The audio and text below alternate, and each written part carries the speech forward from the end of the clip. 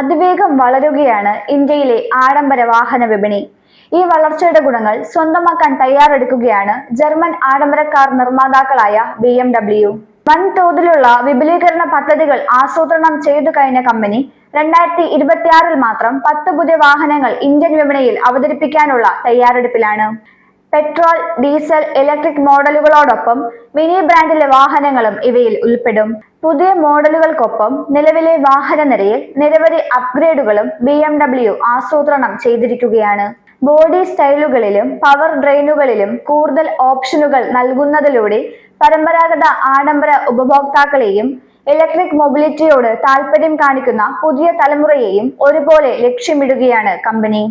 ഇന്ത്യയിലെ ആകെ പാസഞ്ചർ വാഹന വിപണിയിൽ ആഡംബര കാറുകളുടെ പങ്ക് ഇപ്പോഴും ഏകദേശം 1% മാത്രമാണെങ്കിലും വരുമാന വർധനവും ഉപഭോക്തൃ രുചികളിലെ മാറ്റവും ഈ സെഗ്മെന്റിനെ സ്ഥിരതയോടെ വളർത്തുകയാണ്.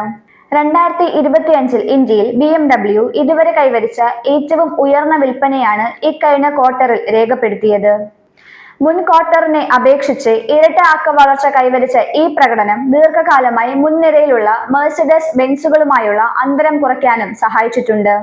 BMWയുടെ ഇന്ത്യ തന്ത്രത്തിലെ പ്രധാന ഘടകങ്ങളിലൊന്ന് റീജിയണൽ സോഴ്സിംഗ് വിപുലീകരിക്കാനുള്ള തീരുമാനമാണ് എന്ന് തന്നെ വിലയിരുത്താം.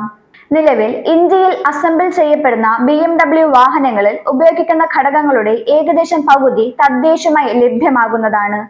സീറ്റുകൾ, ടയറുകൾ, ആക്സിലുകൾ, ചില മെഷീൻ ഘടകങ്ങൾ എന്നിവ ഉൾപ്പെടെയുള്ളവയാണിവ.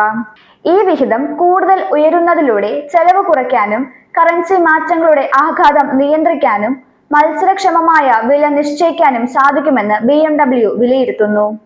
ഇലക്ട്രിക് വാഹനങ്ങളുടെ ആവശ്യകത വർദ്ധിക്കുന്നതിനനുസരിച്ച് EV ഘടകങ്ങളുടെയും ലോക്കലൈസേഷൻ സാധ്യതകൾ കമ്പനി പരിശോധിച്ചുകൊണ്ടിരിക്കുകയാണ്.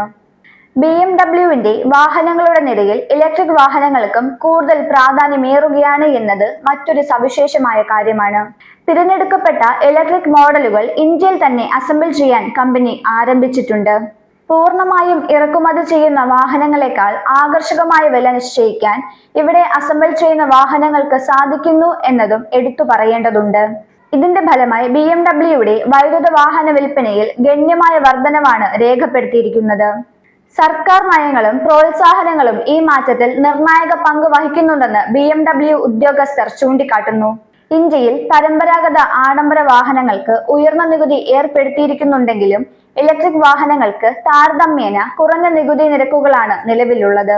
ഇത് ഉപഭോക്താക്കളെ വൈദ്യുത വാഹനങ്ങളിലേക്ക് ആകർഷിക്കാൻ നല്ല പങ്ക് വഹിക്കുന്നുണ്ടെന്നും അംഗീകരിക്കേണ്ടതായുണ്ട്.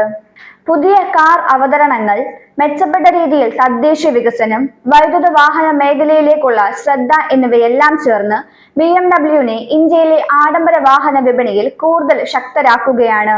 ആഡംബരത്തിന്റെയും സുസ്ഥിര ഗതാഗതത്തിന്റെയും ആവശ്യകത ഇന്ത്യയിൽ തുടർന്നും ഉയരുമെന്ന സൂചനകളോടെയാണ് BMW പുതിയ അധ്യായത്തിലേക്ക് കടക്കുന്നത്.